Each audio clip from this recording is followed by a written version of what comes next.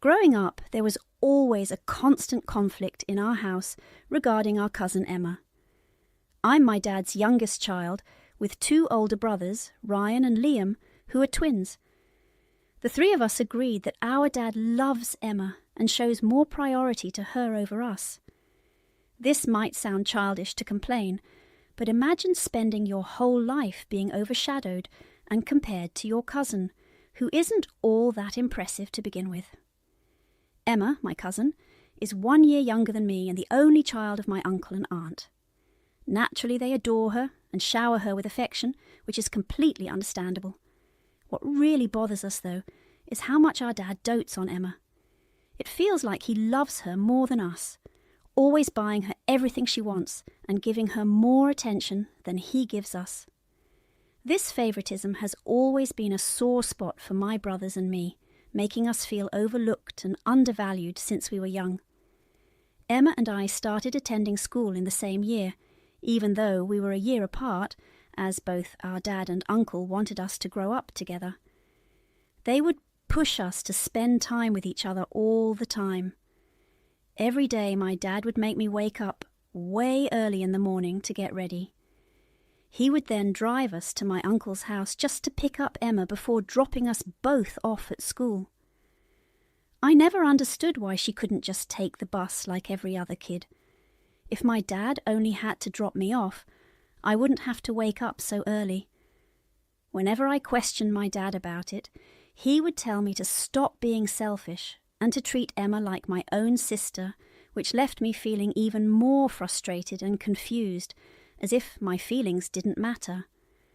At school, Emma would constantly bug me to play with her or spend time with her. Unlike me, she was an introverted kid who didn't have many friends. I, on the other hand, had friends and liked spending time with them, which made Emma unhappy. Every day after school, when my dad came to pick us up, she would complain to him if I didn't spend time with her during lunch. Dad would then scold me for not including my little sister, while I would just roll my eyes and ignore him. It really bugged me how much he showed favoritism towards her over his own children. If you're wondering whether my uncle and aunt saw any problem with this, they didn't. My dad and uncle have always been very close, being only a year and a half apart. They grew up together, with my uncle teaching my dad how to ride a bike, shave his mustache, and change the oil in the car. Their own dad wasn't really present, so my uncle and dad essentially supported one another and always had each other's backs. This is why they always pushed for both of our families to be together all the time. In the beginning, my older brothers told me that Mum never enjoyed spending a lot of time with my uncle and aunt, but she had no choice since they would visit our place frequently. Whenever she tried to discuss it with Dad, he would dismiss her feelings, saying that family is meant to be close and that he enjoyed spending time with his brother. While my mother didn't mind if Dad spent time with his brother, she felt obligated to socialize because my aunt came along as well. Sometimes people just don't click, which is why my mother didn't enjoy spending time with my aunt. Every day she found her to be very talkative, overly familiar, and flirtatious with men.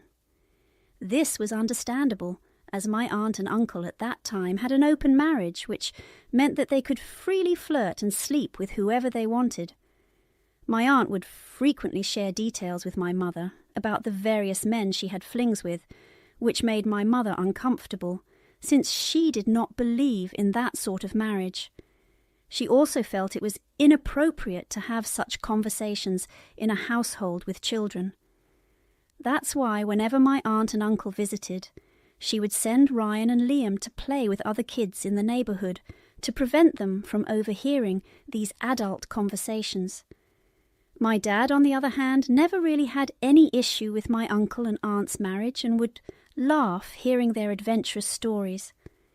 The year my mother became pregnant with me, my aunt finally confided in her that she also wished to conceive. However, she and my uncle had been grappling with fertility issues ever since they got married.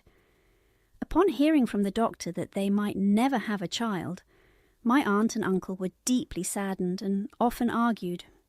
Eventually, they decided to stay married but have an open relationship so they could explore other connections while remaining committed to each other. However, my aunt admitted that she still yearned to have a child of her own. My mother encouraged her to consider alternative options such as adoption or IVF. Although these choices were costly, they were viable paths to pursue if they were serious about starting a family. When I was born, my mother experienced complications that tragically resulted in her death due to blood loss. My brothers have shared with me how traumatic it was for all of them to feel the conflict of emotions, sadness over our mother's passing, and joy that I was born safe and healthy, just as our mum would have wanted. However, Dad was inconsolable. He refused to leave our mother's side and sat next to her, unable to process the fact that his wife had passed away. I can't begin to imagine how much it hurt him, but he has never shown any resentment towards me or blamed me in any way, even though I wouldn't blame him if he did. I wish my mother were alive, as I miss her all the time, even though I never got to meet her. My brothers have so many stories about her, while I only know her through pictures. The first year after I was born, my dad and brothers faced challenges in taking care of me since they were not accustomed to caring for a girl. Despite this, my dad took charge and my brothers followed his lead. These three men have always been there for me unconditionally. I can't recall a single day when my brothers fought with me. They would take me with them everywhere, and I was like their little sidekick. Even when they played video games, they let me sit right by their side so I could watch in awe. They never argued with me over food and always let me have the biggest slice of pizza if I wanted it. I've always had priority when it comes to using the bathroom because they understand that some days of the month I might need it more than they do.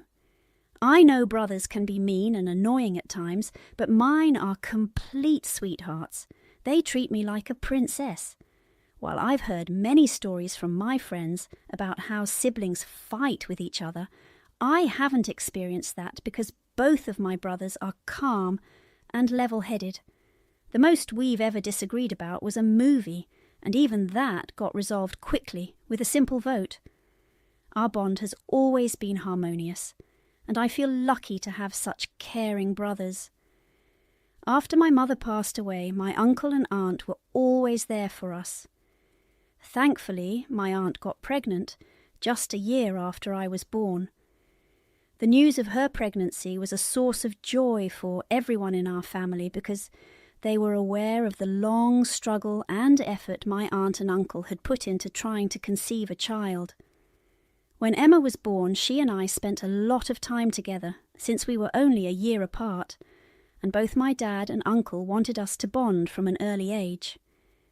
Initially, I liked spending time with Emma, but being forced to spend time with someone every day quickly made me lose interest.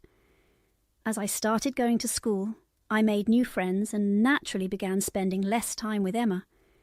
However, both my dad and uncle expected me to be there for her and look out for her at all times. Emma tends to be a crybaby and has always been quite dramatic. Growing up without siblings, she never learned to share and was always very possessive of her things. Unfortunately, my uncle and aunt never corrected this behaviour, so it continued into her school years.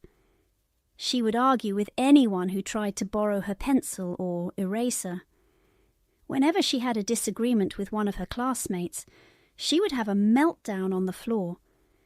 Naturally, kids don't like others who behave this way, so they stopped including her in their games and avoided her on the playground. When she complained to her parents about this, they would blame the teacher or other students for not being inclusive rather than acknowledging the flaws in their own daughter. Being forced to spend a lot of time with Emma made me lose my patience around her. She wasn't easy to get along with. If she wanted to watch a TV show, we had to sit and watch it, even if I didn't share the same taste. If she wanted to eat at a particular restaurant, I had to agree, or she would throw a tantrum. If I had to attend a birthday party where only I was invited, my aunt would pressure my dad to convince me to take Emma with me so she could make new friends. I would end up arguing with my dad because I was exhausted from always being around her. Emma also had a bad habit of showing interest in the guys I liked. If she saw me getting close to a guy, she would approach him and introduce herself as my sister, emphasizing how close we were. Then she would proceed to spill embarrassing childhood stories about me as if they were funny. When my brothers graduated from high school, they were already aware that Dad didn't have enough savings to send them to college. Consequently, both of them worked very hard to secure partial scholarships and took out student loans to finish their education. The expectation was that I would follow in their footsteps and hopefully get a scholarship. I knew before I graduated from high school that I needed to improve my grades and start applying to good universities. Therefore, during my last 2 years of high school, I reduced the amount of time I spent with my friends and focused more on my studies. Emma would often text or call me to hang out, but I would ignore her requests. She insisted that people our age needed to have fun and that I was wasting my time in the library. The year I graduated high school, I received acceptance letters from 2 of my favourite universities and needed to choose between them. Emma had also been accepted into a university, but it wasn't one of my options. However, one of the universities that accepted me was in the same city as her university, so my family expected me to choose that one. Emma excitedly talked about how she couldn't wait to get an apartment with me and live together so we could attend classes and have fun. I couldn't help but find it cringeworthy. I liked my cousin, but I didn't want to spend my entire college life stuck with her. So I chose the other university without discussing it with my dad. Since I had a scholarship and was taking out loans, it was essentially my decision. When my dad found out, he was furious. He tried to force me to change my decision, but I firmly told him it was my life and my choice. He expressed how disappointed he was that I would knowingly choose another university just to avoid spending time with my cousin. He tried to convince me that having a sibling like Emma is the best thing in life. This frustrated me, and I retorted that I did have siblings, my brothers, and I loved spending time with them. I told him he should stop forcing me to spend time with her because I was an adult now and needed to make my own decisions. Both my aunt and uncle also made their disappointment known.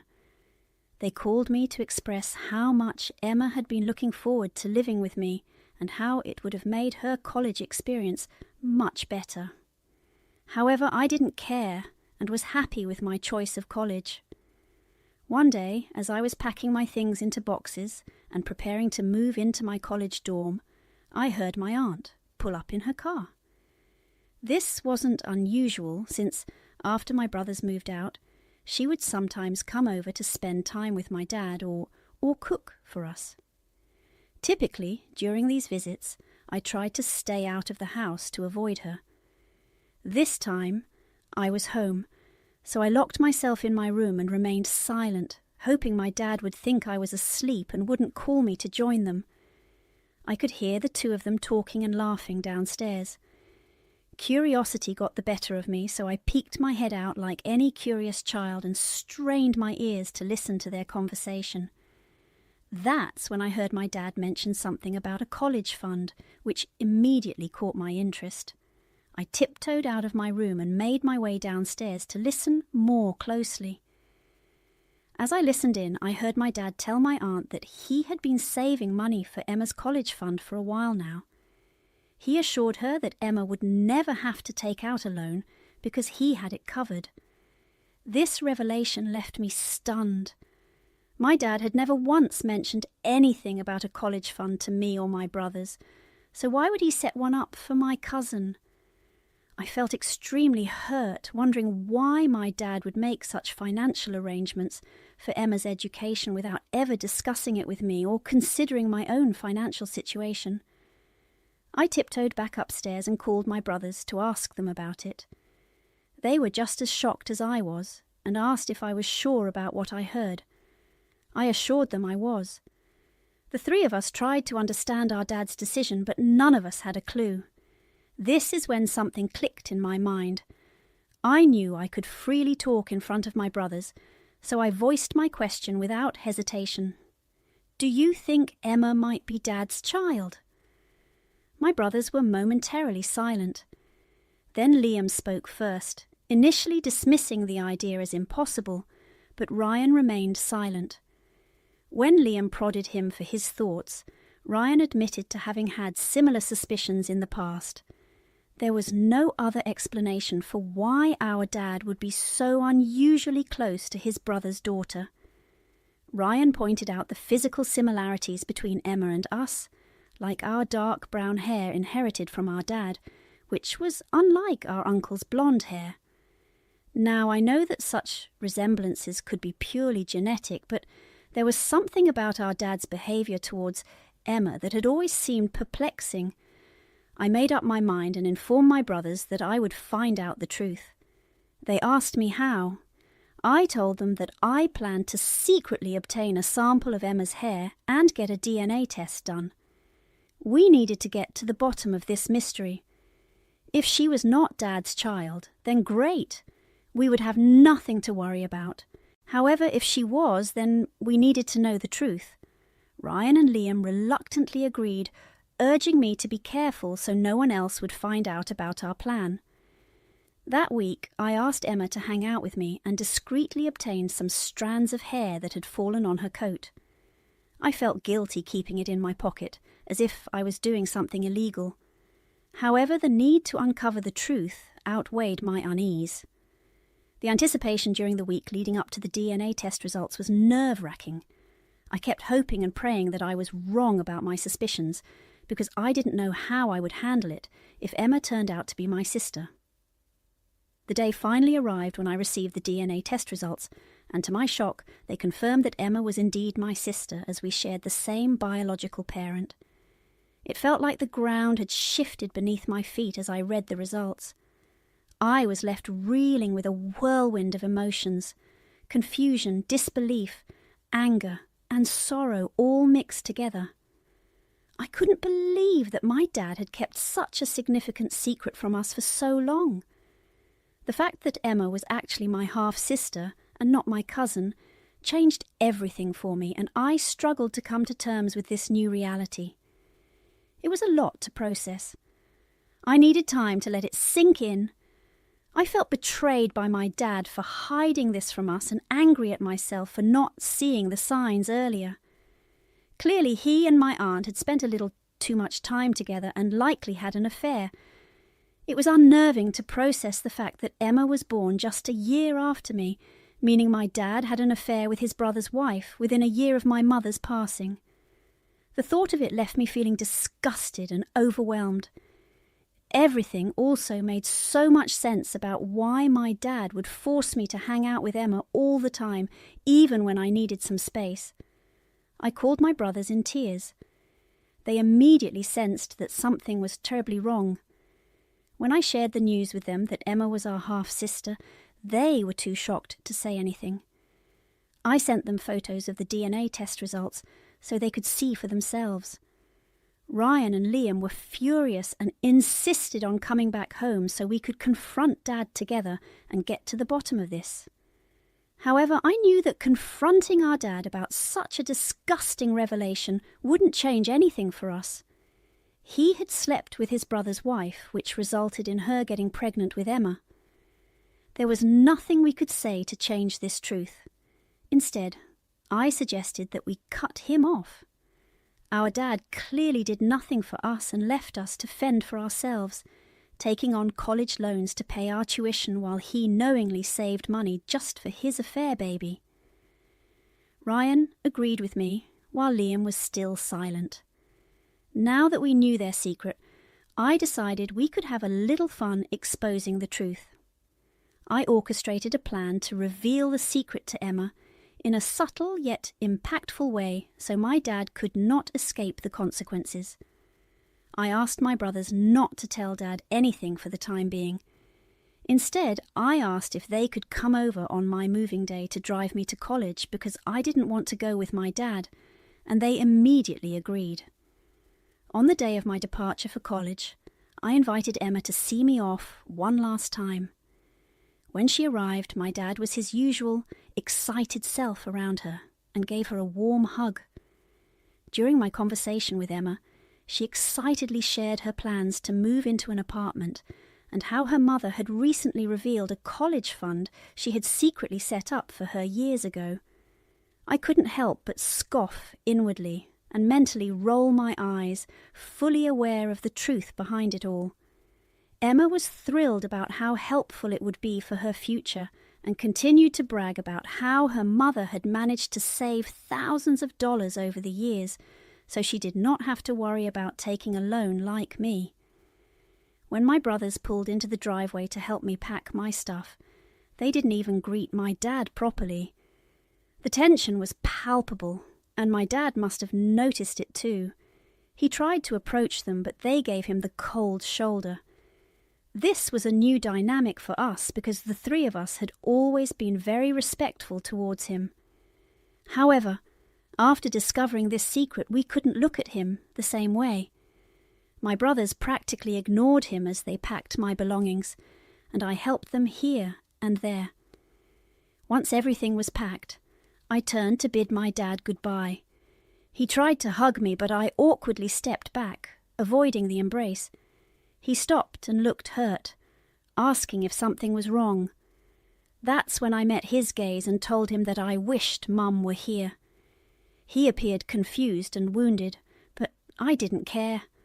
After the secret he had hidden from us, I wanted to lash out and scream at him, but I managed to control myself. I hugged Emma goodbye and slipped her an envelope, instructing her to open it in front of my dad after I drove away. She nodded understandingly and bid me farewell. Driving away, I felt a mix of emotions, relief, sadness, and a tinge of guilt. I knew the aftermath of this revelation would be tumultuous for our family, but the truth had to come out. Emma needed to discover the burden of the secret we knew about her mother and our dad. As an extra measure, I also sent a photo of the DNA result to my uncle, ensuring he would not be kept in the dark. Within just half an hour, my phone was ringing off the charts.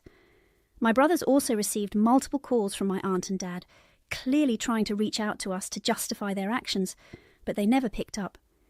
Then my uncle called, and I decided to answer, since I knew how shocked he must be after reading the document. He asked me directly if the test was fake, and I felt a surge of emotions flood through me as I told him I wished it was. I explained how the news had shattered mine and my brother's perception of our dad when we found out. My uncle took a deep breath and asked if I was doing okay. I could hear genuine concern in his voice, and that's when I burst out crying. My uncle had always been a significant figure in our lives, and I wished I never had to deliver such bad news to him. Despite his own shock and hurt, he showed his goodness of heart by asking about my well-being during such a difficult time. He consoled me and assured me that I had done nothing wrong. He thanked me for revealing the truth to him. Now that I've moved into college and my brothers have left, I've had time to reflect on how big an impact this has had on my family. My stomach hurts, and it feels like I have done something wrong. I'm so scared about what will happen to us as a family. Am I the asshole for revealing the truth to my cousin? Did I do the right thing? Update 1. The aftermath of revealing the truth has plunged my family into chaos. I found out that Emma and my uncle have swiftly moved out of their house since the revelation, as they don't want anything to do with my aunt. Meanwhile, my aunt's reaction has been volatile and hurtful. She has bombarded me with a barrage of texts ranging from abusive accusations to attempts at justifying her affair with my dad. In her messages, she even went so far as to blame me for breaking up her marriage. She wrote how my mother would be ashamed of me for trying to hurt and break up the family.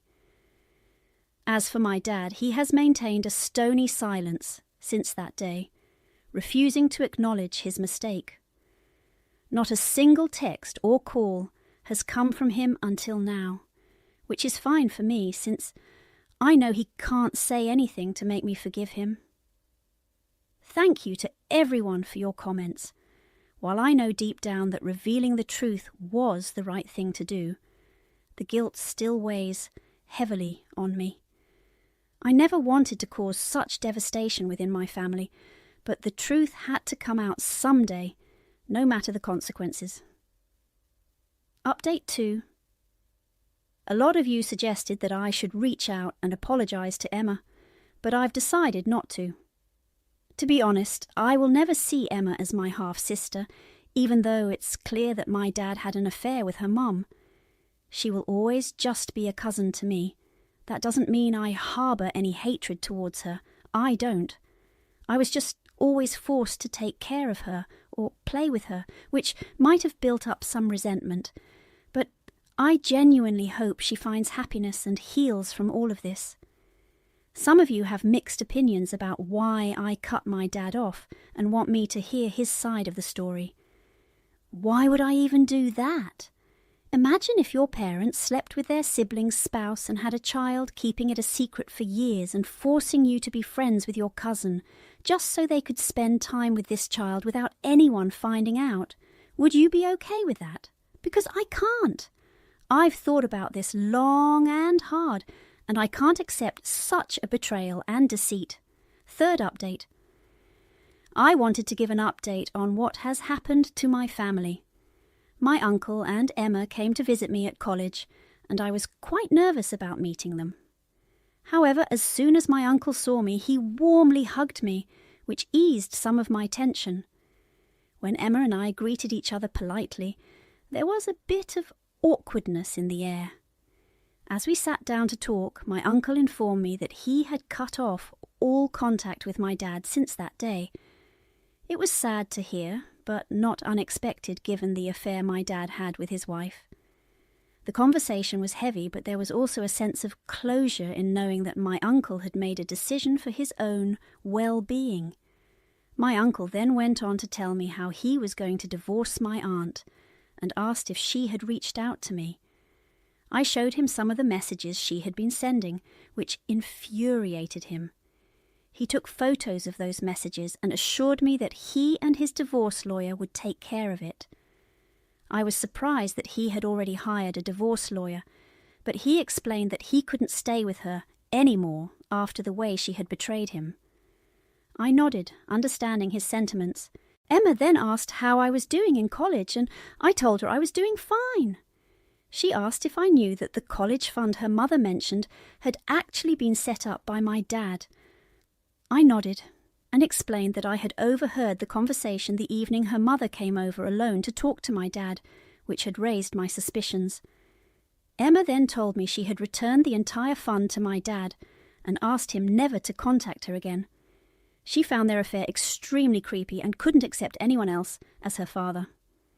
I assured Emma that she did the right thing, especially since my dad hadn't acknowledged or accepted his mistake until now. My uncle grimaced, still clearly angry, and told me how the night he found out everything, he had driven to my dad's place, ready to punch him. However, Emma stopped him, and because he loved her so much, he held back. Otherwise, he said, my dad would be 6 feet under. I understood how frustrating it must have been for him to have raised his little girl for so long, only to find out she wasn't biologically his. What my father had done was the highest level of betrayal between siblings. After my conversation with Emma and my uncle, I feel much better about my decision to cut off my dad. As for my brothers and me, we are doing just fine. The 3 of us are family, and we will always have each other's backs. I talk to them regularly, and we are planning on getting jobs in the same city in the future, so we